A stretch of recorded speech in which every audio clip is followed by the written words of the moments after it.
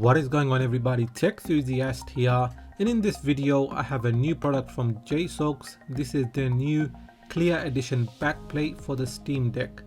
Now if I just move it in slightly closer, you can see with this clear backplate you can see some of the components on the back. As well as having a transparent back, they also threw in some extra buttons which you'll see later on in the video. With the backplate aside, this is everything that you will have in the box, and I'm going to start off with the screws. So firstly we have the inner middle screws, as you can see indicated with the red circles. Then we have the outer screws, as you can see here, and you'll also notice that the outer screws are slightly longer than the middle screws, so make sure you don't mix them up. They've also put in one extra screw in each packet here if you lose one, which is very nice of them. And then we have the back button screws, so 4 on each side, and there's a lot of them here, so you know you shouldn't be losing any, but yeah, very nice of them to chuck in extra screws. Then we've got the user guide, and then we've also got a illustrative guide here, and it is also in English.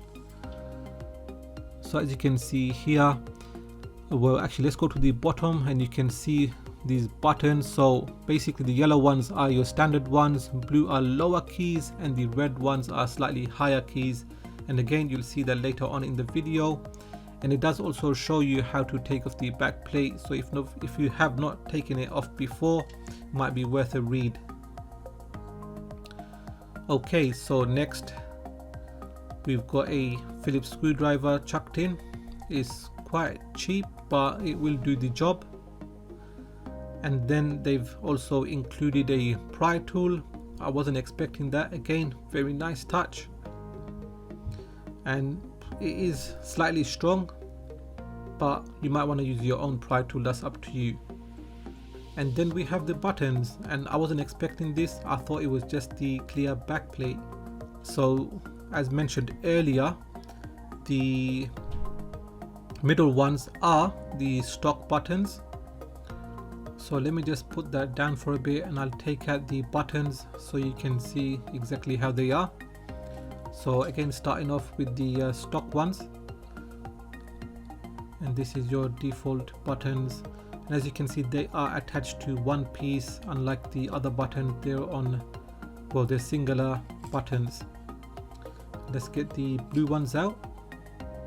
So these are the higher buttons, and as you can see, the presses will be a lot different than the stock one.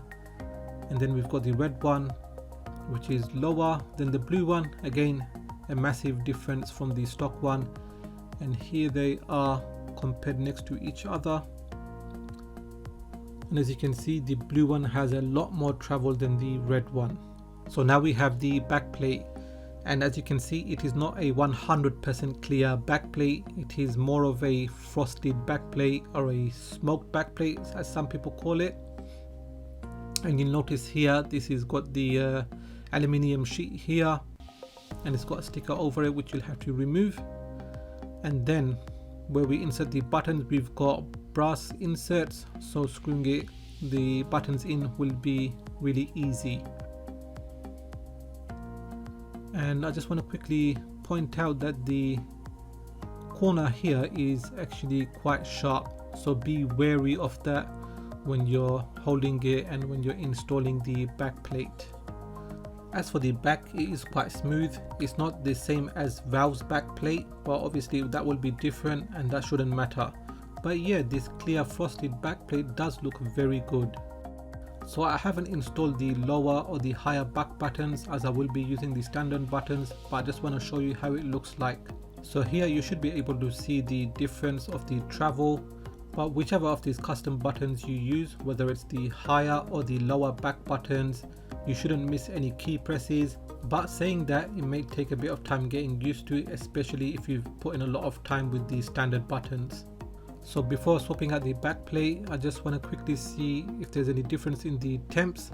So here I've got Breath of the Wild, and I've put up the frames per second up to 45 frames per second, and you can see the fan is pretty much reached 6000 RPM. As for the GPU, max is 85 and the CPU max 84. And we'll see if it makes any difference when we swap it out later. And also I've got my temperature gun. So let's see how it is on the right hand side. So that's the battery. So that's about 26 Celsius. And then if we go on to the left side where we've got the CPU, that is 39.6 Celsius. So now we can get started, and personally I'm going to start off by installing the back buttons, and I've got my 8 screws ready here. And I'm just going to zoom in slightly, and when you have your back buttons, make sure they are the correct ones. When I say that, make sure, for example, you're doing the right buttons, the buttons say R4, R5. You'll also notice these protruding parts here. Make sure they go into these cutouts here, so you'll get that flush install, and that should align with the brass inserts here. And then start screwing the buttons in. I'm just going to speed up the video here. Okay, so that was the last screw and the buttons are installed, and I'm just gonna zoom out here. So make sure you are happy with the button presses and everything feels good before you install it, as you don't want to take it off again. Now we can unscrew the back plate, and I've rested my Steam Deck on the packaging that came for the back plate. You can do that, it's up to you. And one thing I want to stress is please take out your MicroSD card, because if you don't, it's gonna snap in half. So take out your MicroSD card. Alright, so I'm gonna be starting off with the outer screws. So let's start off with the top right hand corner, and I'm gonna shorten the unscrewing process. So that's the 4 outer screws done, and I've left it on a separate pile here. Now with the middle screws, and once again I have a separate pile for these short screws. Now with all these screws out, we're going to be taking off the back plate, and I will be using this iFixit pry tool. And the reason is because once I used a cheaper pry tool, it did cause some damage to the plate. I'll just move it in slightly closer. You can probably see here it has chipped away some plastic, so do bear that in mind. It is totally up to you what you want to use, but hopefully this iFixit does the job nicely. So I'm going to be starting off with the top right hand corner, and if you want to see a longer version of taking off the back plate, then you can find it on my SSD install video on my playlist. With the back plate off, make sure not to leave it exposed too much, as you don't want any kind of dust going in. So remove the protective sticker and then carefully put the back plate back on.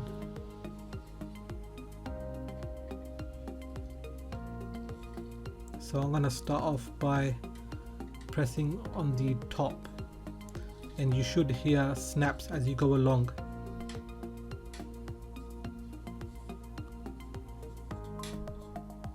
So once again, I'm just going to shorten the video here, make sure everything snaps into place. So with the back plate on, I'm going to start off with the middle screws, and I've got the final screw installed. And make sure you check or inspect every side properly. There shouldn't be any openings anywhere, and you want to avoid opening the back plate again. So back to Breath of the Wild, and just like before, I've been playing it about half an hour. Now looking at the fan speeds, although it's not near 6000 RPM, I did see it happen very rarely, but it's around 5000-ish as you can see here. Now if we look at the GPU and CPU temps, the max on GPU I've seen about is 84 as you can see here, and the CPU max is 83, so not a lot of difference than when it was on the stock backplate. Now we're gonna check the temps with the temperature gun again. So on the battery we've got 24.4 Celsius, and on the CPU it is 44.1 Celsius, so nearly 5 Celsius hotter. So the thermal pad is definitely conducting the heat compared to the stock plate, as the overall temperatures were maybe 1 or 2 Celsius different. Now if I put my fingers over the thermal pad, it is definitely hot to the touch, and it will probably get a lot more hotter during those hot summer days, so please do bear that in mind. So overall it is a very nice clear backplate, but I want to say that if Jsaux decided not to include this thermal pad, then we could have avoided that heat issue. Oh, and just quickly, I've learned that Jsaux are planning to release different colors. This is atomic purple and green.